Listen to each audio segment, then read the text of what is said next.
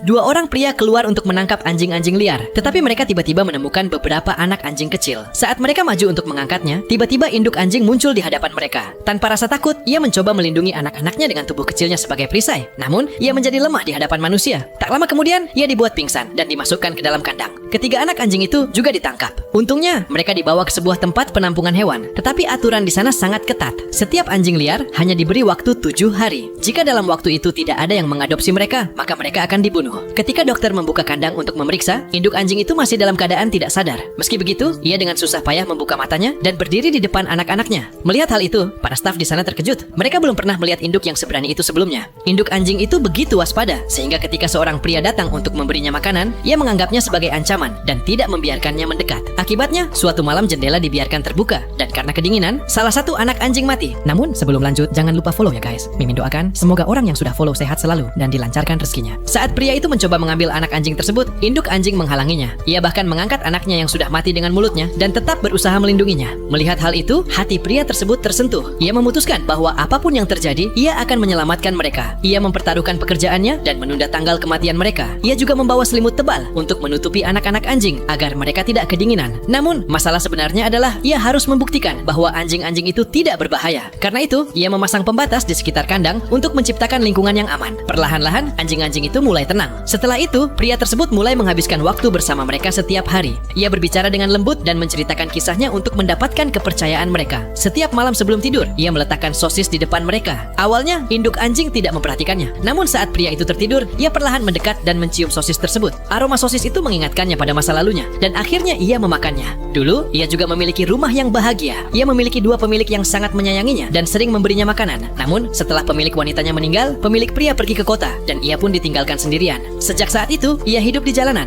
Kadang-kadang ia bertemu orang baik, tetapi lebih sering diusir. Kemudian, ia bertemu dengan seekor anjing lain yang senasib dengannya. Mereka saling jatuh cinta dan memiliki 3 anak anjing. Namun, nasib tidak berpihak. Pasangannya juga ditangkap, dan sekarang ia sendiri pun dikurung. Karena itu, ia tidak percaya pada manusia. Keesokan harinya, pria itu melihat bahwa sosisnya telah hilang. Ia merasa bahwa induk anjing mulai mempercayainya. Ia masuk ke dalam kandang, tetapi saat ia mencoba mengangkat salah satu anak anjing, induk anjing itu langsung menyerangnya. Meski menahan rasa sakit, pria itu tetap berusaha menenangkannya dan mengembalikan anak anjing tersebut, menunjukkan bahwa ia tidak berniat jahat. Saat itu, induk anjing perlahan mundur.